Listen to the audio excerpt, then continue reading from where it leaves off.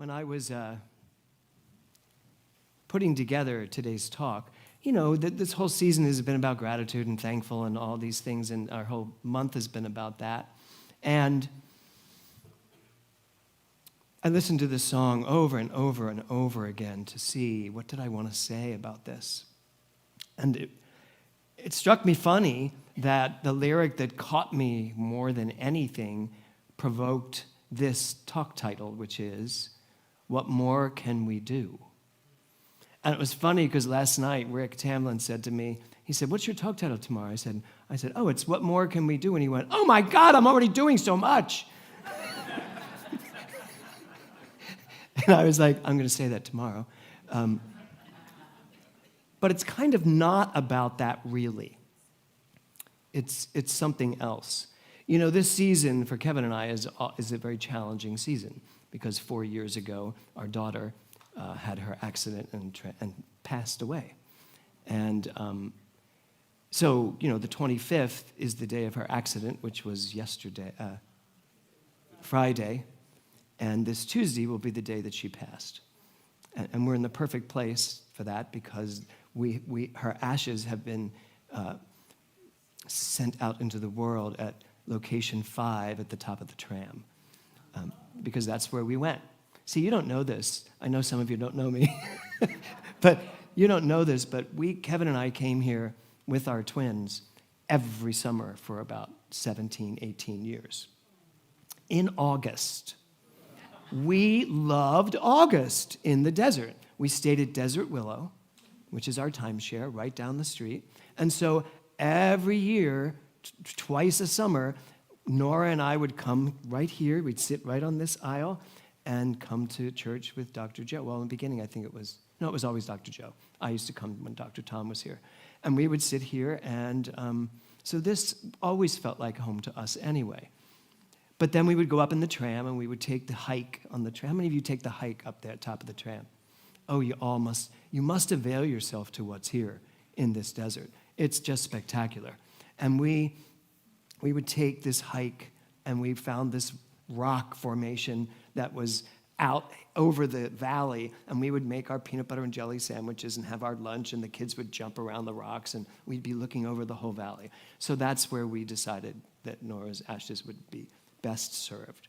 So, coming here this weekend always has an energy to it for the last 4 years. Always did. Now it has an even more of a memorable energy. But I have to be honest, there hasn't been a lot of grief this weekend, these last 4 days, even Thanksgiving. The day of her accident, I think it was in the middle of the day when it connected with me, because grief and love are pretty much the same thing. And if you take your attention and focus it on love, then the grief just comes along with the package. And our attention these days is way more on the love. So there's a lyric in the song, and it says, "It's up to us to be the change. And even though we all can still do more, there's so much to be thankful for." So we just celebrated Thanksgiving. And so when I say, even though we all can do more, I ask myself this question: am I giving enough of me? So it's not about, am I doing enough in the world? Because God knows I'm doing a lot in the world. Anybody? Anybody doing a lot in the world? I forgot you're all retired. Okay, so I am doing a lot in the world, but am I giving more of me, or am I just doing things? And yesterday, was it yesterday? I was listening to that song, at this table, trying to really get the lyrics, and it went to the next song, and it ended up being Bernadette Peters singing "Not a Day Goes By," which is when I cracked wide open. Not a day goes by that I don't think of my daughter. Not a day goes by that I do not remember us, her, our world together. And I was driving, so I had to really focus. since I was driving. And we know Bernadette, so it was just great to hear her sing. And even though we all can still do more, I realize that part of me withholds because I'm busy. How many of you stay busy in order to not feel sometimes? We can keep ourselves very occupied. We can keep ourselves very busy so that we're not in this feeling mode. And yet there's nothing wrong with feelings. And so for me this year, Thanksgiving, giving thanks, the question I have is, am I giving enough of me? Not am I putting enough on my plate to do, but am I giving enough of me? And I'm going to lead to something that goes even beyond that. So that means, am I being me in everything I do? You, your authentic self. And I know that word gets overused. But your real self, your truthful self. Many of us don't even find that self because we are so busy doing the things that we think are ours to do, when really the universe is just asking us, who do you want to be? What would you like to experience? So, if you give me this quote. So, I went to Father Judge High School in Philadelphia. And Father Judge High School was taught by the Oblates of St. Francis, the priest. I think they were priests, monks, whatever. They were oblates. I don't even know what an oblate is. But the Oblates of St. Francis. So this quote was in front of, on the door to my high school, every day for 4 years. I would pass by this quote. I don't know that I ever really took to it much. I didn't take to much of what happened at the Oblates. But this quote, now, start by doing what's necessary, then do what's possible, and suddenly you are doing the impossible. So if I look at doing, and I ask myself, am I doing enough in the world? Am I giving enough of myself? Well, what's necessary? And I want you to take this for your own life. Like, what is necessary in your life, Christine, for you to do? What do you have to do? You probably need to eat. Anybody here need to eat occasionally? Right, you probably need to eat. You probably need to breathe. Anybody not breathing today? You probably need to pay your taxes. Anybody doesn't do that? Watch the hands go up. No, there are things that are necessary. So we start by doing what's necessary. Then do what's possible. We all know what's possible, right, Dr. Laurie? You know what's possible. You do a lot of things that are possible only because your mind, you tell yourself it's possible. Then you prove it by doing something that seems impossible. So this quote to me is all about, are you willing to live your life from a place of not doing, but from a place of being? It's not about doing for me. It's about being. And then I have to ask myself the question, am I being enough of me? Am I being enough of who I know myself to be? Not unlike what Rick talked about, paying attention to the small conversations, the throwaway conversations. Who am I being in this time, in this day, in this age? So when we look at this idea of thanksgiving, am I giving enough? Am I giving thanks enough? I think I am a very grateful person. I think I'm very grateful for all the good in my life. But if I back that up and say, but am I being enough of me in my life? Am I being spontaneous enough? How many people here would say they are spontaneous? What do the rest of you call yourselves? Right? So, am I spontaneous enough? Am I willing to fail? Am I willing to be a failure? How many people here could say that there were times in their lives they were failures? Wow, see, now that's a lot more hands. Right? So, there's a great quote that I'm going to get to, but I've had a lot of failures. But are they really failures? No, they're not failures. They just didn't turn out the way we thought they were supposed to turn out. Do you know that some things are supposed to fail? They are. Some things have to fail. Some things have to prove that it's something else. So if I fail at this relationship, it's telling me there's a different relationship for you. If I fail at this career, it's just saying to me, there's a better use of you, as opposed to just being a failure. You may be thinking, you really think all this stuff during Thanksgiving week? I do. I start asking, what am I grateful for? But here's my biggest question. What do I need to know? What do I need to know this Thanksgiving weekend? I know everything that's going to happen. I know what all these days mean to me. I know that it can be difficult. But what do I need to know beyond the relative facts? These are just relative facts. So, am I willing to be something different in order to do the impossible? Because the impossible is just the possible to someone else. Have you ever noticed that? It's impossible for you, and yet someone else is doing it. So is it impossible, or is it just impossible for you? That ends up being the question. And then the real question is, so who am I? Who am I being? Who am I willing to be? So there's this great quote by Buddha.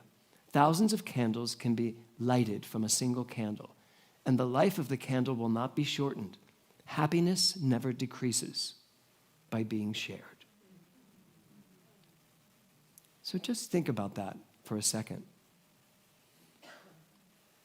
There is something that I want to be grateful for at all times. And it's this. I want to be grateful that I'm happy. That's it. Covers everything, doesn't it? I want to be grateful that I'm happy. Well, in order for me to be grateful that I'm happy, I'd better be happy. You got to be happy to then be grateful for being happy. So there's a lyric in the song that I highlighted earlier, and even though we all can still do more. So my question to you on this Thanksgiving is, what can you do more of to bring out more happiness in your life? I mean, at the end of the day, why are you all sitting here? Why do we come here? And if it's to fix our problems, then we got this backwards. Oh, to listen to music. So why are you here? And are you happy? I love that music. I feel like I'm about to do Phantom of the Opera. Are you happy? Show of hands. How many people, hold on before you raise your hand. Candace, did I finish the sentence? Yes. No. On a scale of 1 to 10, who is a 10 when it comes to happy? Good. Okay. Who's a 9? Who's an 8? What if I told you the scale was to 100? Here's the thing. I gave you 1 to 10 because we're used to 1 to 10. I do these all the time in Mental Muscle. But we're used to 1 to 10. We're so used to quantifying things because we think there is a gradation. Oh, I know where I am. I'm at a 10. No, you're not. If it's really only 1 to 10, you're not at a 10 because there is so much more for you, Dale Olansky, to be in life. And that's our problem. We think we're there. I've arrived. You will never arrive. You won't. Stop trying to arrive. We're never going to arrive. We're going to get there, and it's another journey. That's what life is. But you got to learn how to be happy along the way. You want to be grateful? You want something to be grateful for? Just be happy. If you are willing to be happy at all costs, your life will literally transform. Now, I know what you're going to say, because people say this to me all the time. Well, I don't know what makes me happy. And I just want to slap them. But you can't as a minister.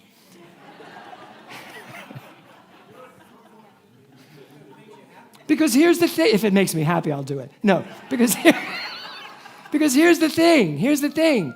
Happiness is innate. It's not that you don't know what makes you happy. It's not that you can't be happy. It's that you've put so much crap in the way of it that you think you have to do. You don't have to do anything. Do you know, on the last day of my daughter's life, she sat in her bedroom sobbing over a boy. And, and I'm sitting there listening, and I'm like, it's just a boy. And I remember saying those words. The reaction was not good coming back at me. And she even said to me, she said, Dad, you've had so many boys. You just don't know what that feels like anymore. I was like, how dare you? A, not that many, and B, but she was just so, her life was miserable.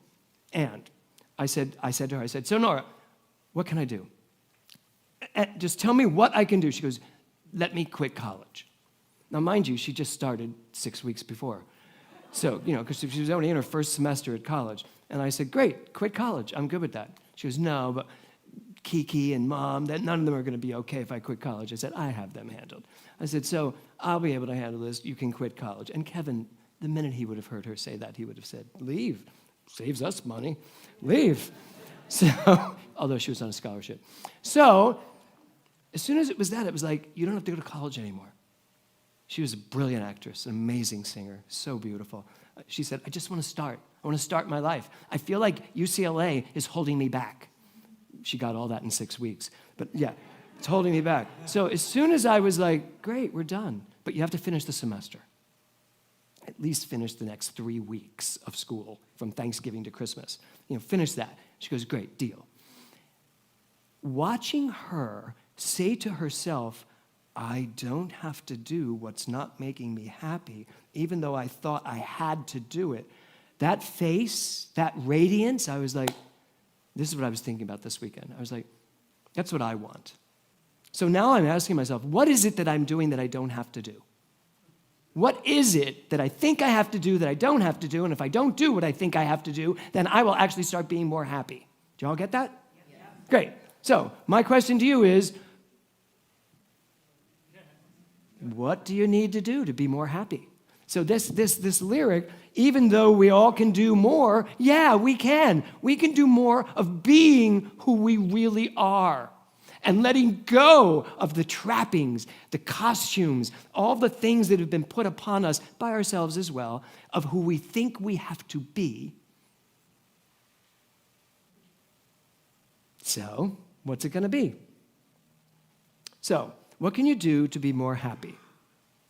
I have decided that next year, when I get to this point in Thanksgiving, wherever I'm talking on Thanksgiving, I want to be grateful for having spent a year being so much more happy.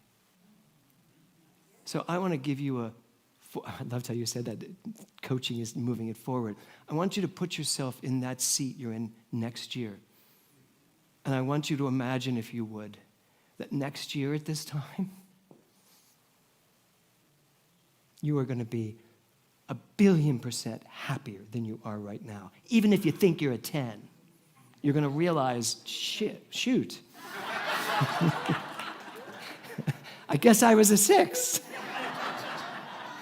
Right? So, how would you like that next year? How would you like to get to this day next year and go, I am so grateful. Yes. Woo!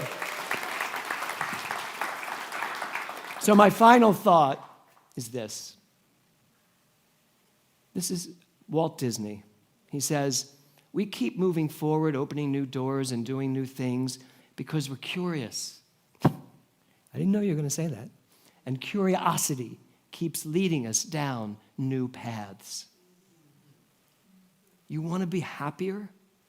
You have to develop your curiosity. You have to be willing to not know so much. You have to be willing to be less jaded and more curious, more open to the happiness that's out there and the happiness that's in here and the happiness that thought, that mind brings them together. So I do have one more quote. by William James, the greatest discovery of my generation is that a human being can alter his life by altering his attitudes. Right? So,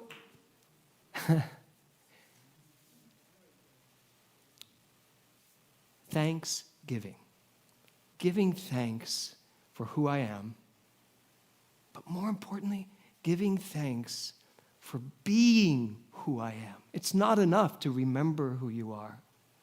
I may have to rewrite that whole thing again. It's not enough to just remember who you are. Are you willing to now take the next step and be it? It's not enough to say, I'm happy. You have to be willing to take that happiness and live from it. And that means some of us really do have to change our attitudes about life. We have to change our attitudes about what we think we have an attitude about and pull it all back. I know some of you are like, ugh, wasn't forgive everything enough? But that's the truth. We have to be willing to change our attitude. And William James, who is one of the forefathers of New Thought and modern-day psychology, he's right. Are you willing to be happy? Not to have things make you happy. Are you willing to be happy and walk through life as happiness itself? Next Thanksgiving, I'm going to ask y'all the same question. How happy are you? And I'm going to expect that someone's going to stand up and say, I thought I was happy last year, but I'm here to tell you, I'm even happier this year. Namaste.